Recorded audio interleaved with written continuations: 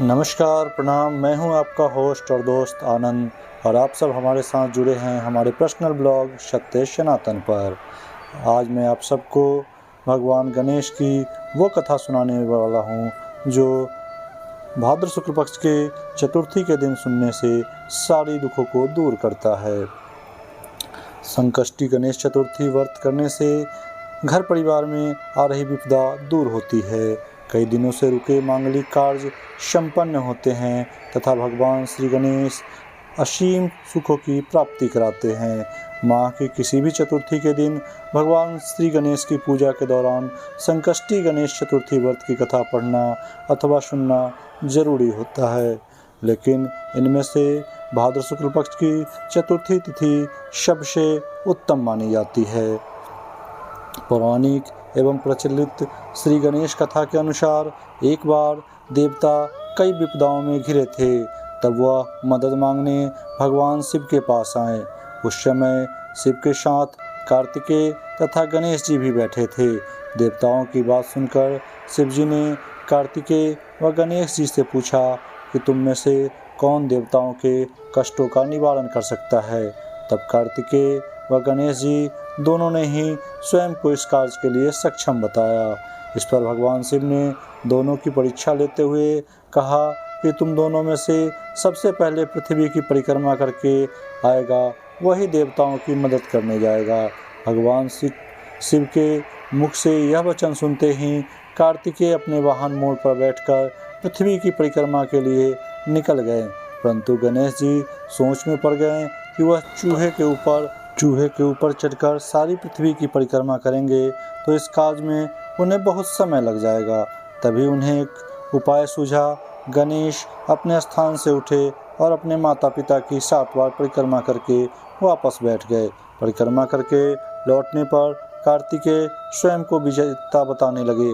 तब शिव जी ने श्री गणेश से पृथ्वी की परिक्रमा न करने का कारण पूछा। तब गणेश ने कहा, माता पिता के चरणों में ही समस्त लोक है। यह सुनकर भगवान शिव ने गणेश जी को देवताओं के संकट दूर करने की आज्ञा दी। इस प्रकार भगवान शिव ने गणेश जी को आशीर्वाद दिया कि चतुर्थी के दिन जो तुम्हारा पूजन करेगा और रात्रि में चंद्रमा को अर्घ्य देगा उसके तीनों ताप यानी दाहिक ताप, दैविक ताप तथा भौतिक ताप दूर होंगे।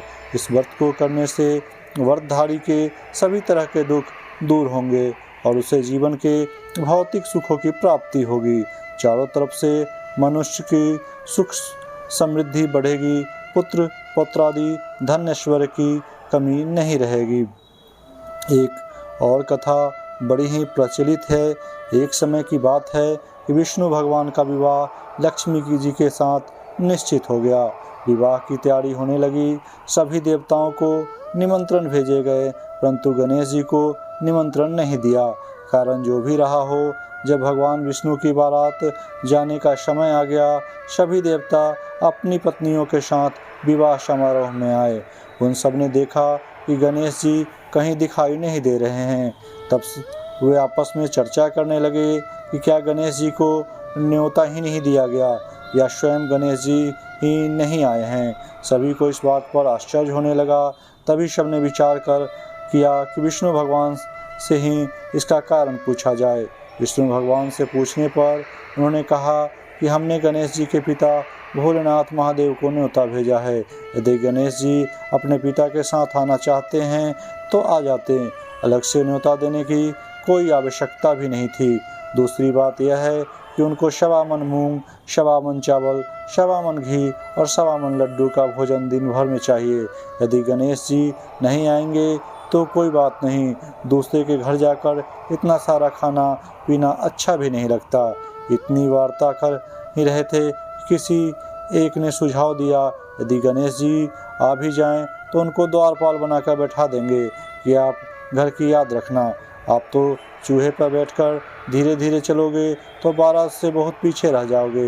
यह सुझाव भी सबको पसंद आया तो विष्णु भगवान ने भी अपनी सहमति दे दी। होना क्या था कि इतने में गणेश जी वहां पहुंचे और उन्हें समझा बुझाकर घर की रखवाली करने के लिए बैठा दिया। बारात चल दी। तब नारद जी ने देखा कि गणेश जी तो दरवाजे पर ही बैठे हुए हैं। तब वे गणेश जी के पास गए और रुकने का कारण पूछा। गणेश जी कहने लगे कि विष्णु भगवान ने मेरा बहुत अपमान किया है।